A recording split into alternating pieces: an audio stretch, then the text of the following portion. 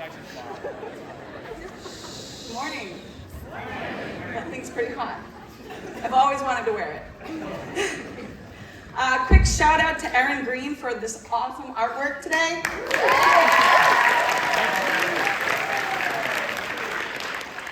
All right. As we look ahead to this weekend, the homecoming games, the cheering crowds, the black and orange everywhere you look, it's easy to get caught up in the excitement of it all and forget the challenges that we often face getting to these moments. Many of you in the crowd have had the privilege of representing Thayer athletics in one, or maybe even 2 or 3 sports. You've had the opportunity to score the game-winning goal or make the game-changing tackle. What we rarely have time to reflect on is all the hard work, the blood, the sweat, the tears that go into the preparation for those incredible moments. As athletes, this habit of exerting maximal effort at every practice and in every game comes from our constant drive to improve. We have a burning desire to perform at the highest level. Sometimes this comes from our coaches, who set high expectations and expect us to meet them. Sometimes this comes from our parents, who see our potential in a way that only family can. And sometimes, as hard as it can be to admit, it comes from within ourselves, as we push ourselves to our limits. Today, I have the privilege of introducing 3 fierce and fabulous female athletes who embody this passion and grit. As they share with you their personal experiences, I invite you to reflect on your own personal challenges and triumphs throughout the years. Though these ladies need no introduction on this campus, here are 3 of my wonderful advisees, Joey, Nadia, and Sasha.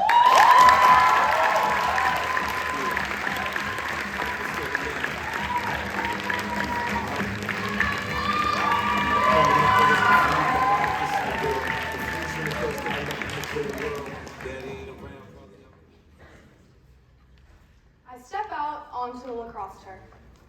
I see my friends crowded in a circle, giggling and mingling with positive energy. I rush by them, faking a smile. The opposite of positive energy simmers in me. They are on varsity, and I'm not. I head towards my team, the JV team. I put in my mouth guard and strap on my goggles, and I send a little nod to the girl next to me to acknowledge some sort of being there. But in reality, I just wanted practice to be over. I throw the ball to the girl across from me and hustle back into line. I sneak a glance to the other side of the field. A pit forms in my stomach. All the varsity girls I tried out with are happily partner passing and warming up. I need that. I can almost reach out 10 feet in front of me and grab it. But that won't change the fact that I am not on that side of the field. And it feels like the end of the world. How many times have you felt like something was the end of the world? Quite a few times, right? Yep, that's most of us. After the first week of practice, I was ready to give up. Start something new. Forget about my passion. The constant doubt in my brain, haunting me, was saying, was I not good enough? I should have worked harder. Why did she make it and not me? Of course, standing up here now, I'm embarrassed to say those things out loud because they are not true. In that moment, I felt so isolated and alone, and I wanted to run off the field and hide. Let's pause for a moment. Can you guys tell me what these 2 people up here have in common? Yep, we are both wearing the jersey 23. But the other thing that me and Michael Jordan have in common is that we both did not make the team we'd hoped for our sophomore years of high school. After getting cut from the varsity high school basketball team, Michael was probably feeling the same way I was. Although we did work our hardest, there were players who worked harder.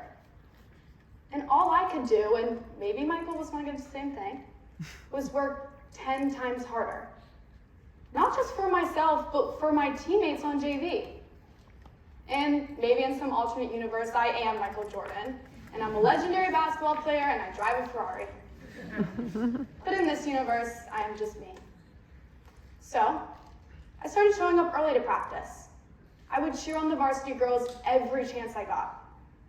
I would sit with my teammates at lunch and just laugh about the experiences we had the day before. It seemed all so simple in those moments. It made me laugh at myself for ever doubting my abilities. Feeling so defeated and losing my confidence made me want to get better and work harder. Watching everything I wanted right in front of me, but having no possible way of grasping it in that moment, inspired me to achieve that goal. It made me want to create new relationships and bring everything I had to offer to my side of the field. Because what felt like the end of the world for me in that moment would actually lead me to the best season of lacrosse I had.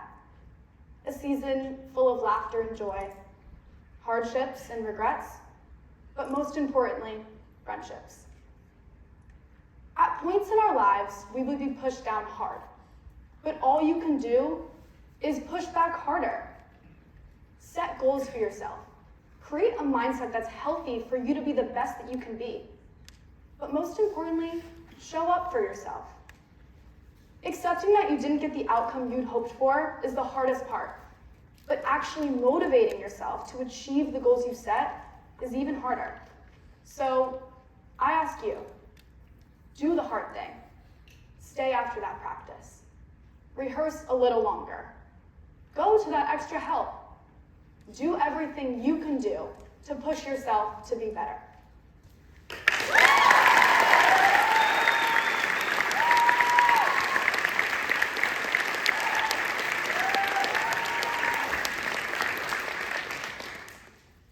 Hi everyone, my name is Nadia, and I'm a senior.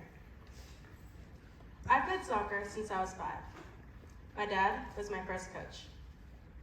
I started playing just for the fun of it, to be outside with my twin sister and my friends running around. But once I started playing, I never stopped. And sticking with it has been the best decision I've ever made. I played varsity soccer since freshman year. I grow closer and closer with my team each year, and we share so many great memories.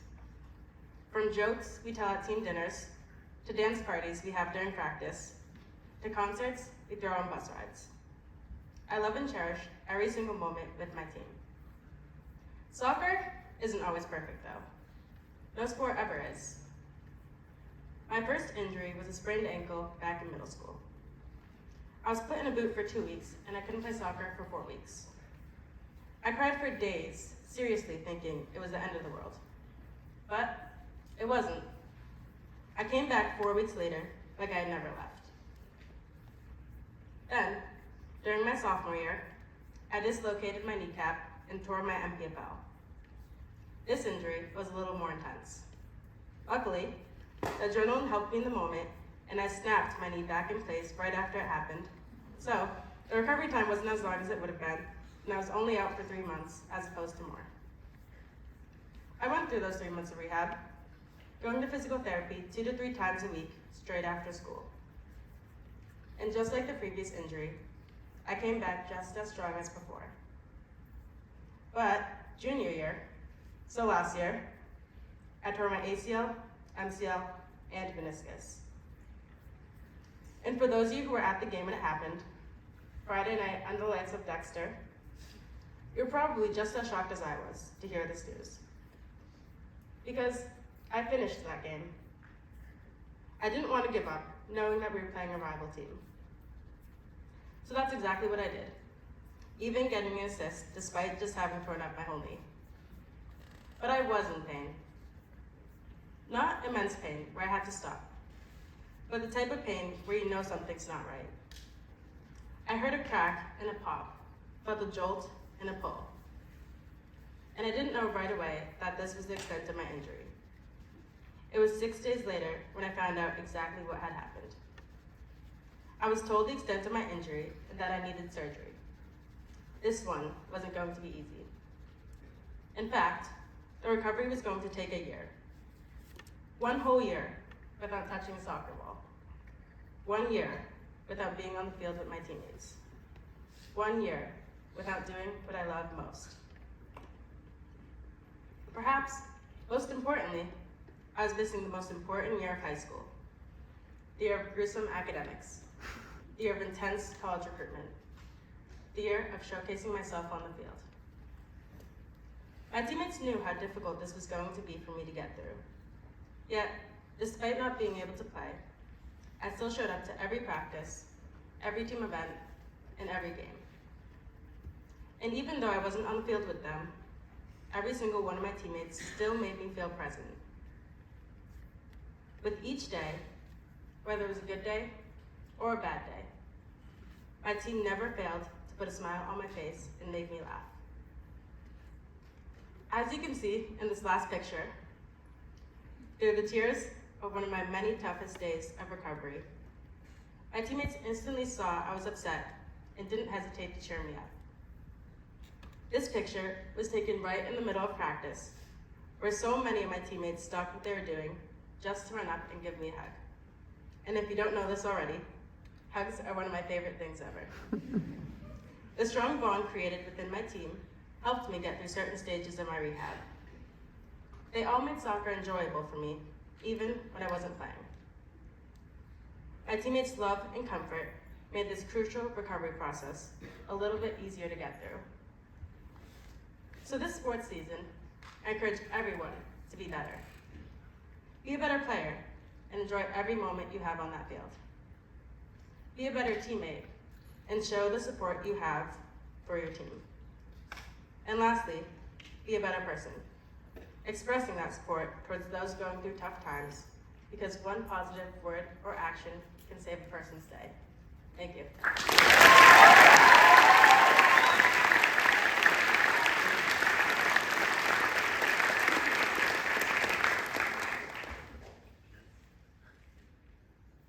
I was 6 years old when I watched the Bruins win the 2011 Stanley Cup. I remember this moment like no other. All my neighbors came over. Dads with beer bellies filled the house. Piles of food filled the kitchen. Little kids swarmed my dog. The TV echoed through the walls. Yells and cheers boomed through the house. But I remember leaving the group and going downstairs. I sat on the couch and turned the game on. I sat in silence and just stared at the TV. As the game continued, every hit captivated me. Every goal crawled up my spine. And as the last buzzer went off, that's when I knew I would be the first woman in the NHL. Now I know what you're thinking, or I should say, I know why you're laughing. But as a little girl growing up playing hockey, all I wanted to be was the next Chara. So, I played hockey year-round. I played for 2 teams year-round. Then I started playing for high school and 2 club teams. Then my summers were taken over by tournaments, showcases, camps, and this is when pure motivation comes into play. You have to absorb the feeling of missing out and be okay with it. You have to love what you're doing more than anything else in the world, and I did. I've missed out on many occasions over the years, but one thing I'll never forget was my sister's 11th birthday. All my cousins and her friends came over to go to the movie theaters. At the time, this seemed like the craziest, coolest party ever, so I begged and begged my parents to let me miss my game, but they said no. So I responded with the only reasonable response. I cried the whole way there and the whole time I got ready. But as soon as I stepped on the ice, those tears were wiped away with a smile. Still, I made sure to stop smiling every time I skated past my parents, just so they remembered I was still mad. But over the years, the dream of playing in the NHL dwindled, and reality set in, that one day, my athletic career would come to an end. I came to this realization when I got to high school, and I saw so many girls I looked up to graduating and leaving hockey behind.